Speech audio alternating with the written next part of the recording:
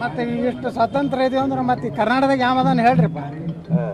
ನನಗೆ ಅವ್ರ ಮನೆ ಹೇಳೋದಲ್ಲ ಸಿದ್ದರಾಮಯ್ಯ ಅವ್ರ ವಿಧಾನಸಭೆದಾಗೆ ಏನು ಎತ್ತ ನೋಡ್ರಿ ನಿಮ್ಮ ಪಾರ್ಟಿದು ಮಾತಾಡ್ದ ನಾ ಎಲ್ಲ ಮಾತಾಡೋಣ ಅಂತ. ಸಿದ್ದರಾಮಯ್ಯ ನಮ್ಗೆ ಆಯ್ತಿಲ್ಲ ವಾರ ಆಯ್ತಿಲ್ಲ. 1.5 ತಾಸು ನಾ ಮಾತಾಡೋದು ಉತ್ತರ ಕರ್ನಾಟಕ. ಇಲ್ಲಿ ಕಲ್ಯಾಣ ಕರ್ನಾಟಕದ 26,000 ಜನ ಏನು ಪೋಸ್ಟ್ ಖಾಲಿ ಅದಾವ.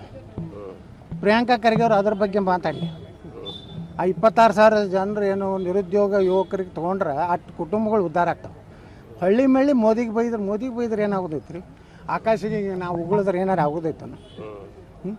ಈ ಖರ್ಗೆ ಸಾಹೇಬ್ರು ನಾವ್ಯಾಕೆ ಬೈಲಕ್ಕೆ ಹೋಗೋಣ? ಒಬ್ಬ ಹಿರಿಯ ರಾಜಕಾರಣಿ ಅಂದ್ರೆ ಗೌರವ ಕೊಡ್ತೀವಿ ನಾವು. ಹಾಗೆಲ್ಲ ಸ್ವಲ್ಪ ಕೆಳಮಟ್ಟದ ಒಂದು ಮಾತು ಅವ್ರು ಹೇಳೋದಿಲ್ಲ. ಯಾಕಂದ್ರೆ ಅವರೊಬ್ಬ ರೆಸ್ಪೆಕ್ಟೆಡ್ ನಮ್ಮ ರಾಜ್ಯದ ಒಬ್ಬ ನಾಯಕರು. ಹಾಗೆ ಮೋದಿಯವರು ದೇಶದ ಒಬ್ಬ ನಾಯಕರು. ಎಲ್ಲರಿಗೂ ಗೌರವ ಕೊಡಬೇಕು, ಎಲ್ಲ ರೆಸ್ಪೆಕ್ಟ್ ಕೊಡಬೇಕು. ನಮ್ಮ ವಯಸ್ಸು ನೋಡಿ ನಾವು ಮಾತಾಡ್ಬೇಕಾಗ್ತದೆ. ಮೋದಿಯವರಿಗೆ ನಾವು ಯಾಕೆ ಮೋದಿಯವ್ರನ್ನ ಇಟ್ಟು ಹೀನಾಯವಾಗಿ ಟೀಕೆ ಮಾಡಬಾರ್ದಾರೆ ಯಾರೇ ಆಗಲಿ.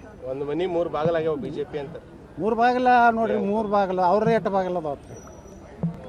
ಸಿದ್ದರಾಮಯ್ಯದೊಂದು ಬಾಗಿಲು, DK ಶಿವಕುಮಾರ್ದೊಂದು ಬಾಗಿಲು, ಪ್ರಿಯಾಂಕಾ ಖರ್ಗೆದೊಂದು ಬಾಗಿಲು, ರಾಜಣ್ಣ ಒಂದು ಬಾಗಿಲು, G ಪರಮೇಶ್ವರದೊಂದು ಬಾಗಿಲು, ಇಲ್ಲಿ ಬಿಜಾಪುರನಾಗ MP ಪಾಟೀಲ್ರದೊಂದು ಬಾಗಿಲು. ಬಾಗಲೇ ಗಾಡಿನೇ ಇಲ್ಲ, ಎಲ್ಲ ಬಾಗಲೇ. ಪ್ರಿಯಾಂಕ್ ಅವ್ರದ್ದು ಏನು ಬಾಗಿಲು ತೆಗೆದ್ರು ಸರ್? ಈಗ ಅವ್ರೇನು ಬಾಗಿಲು ತೆಗೆದ್ರು ಅಂತ?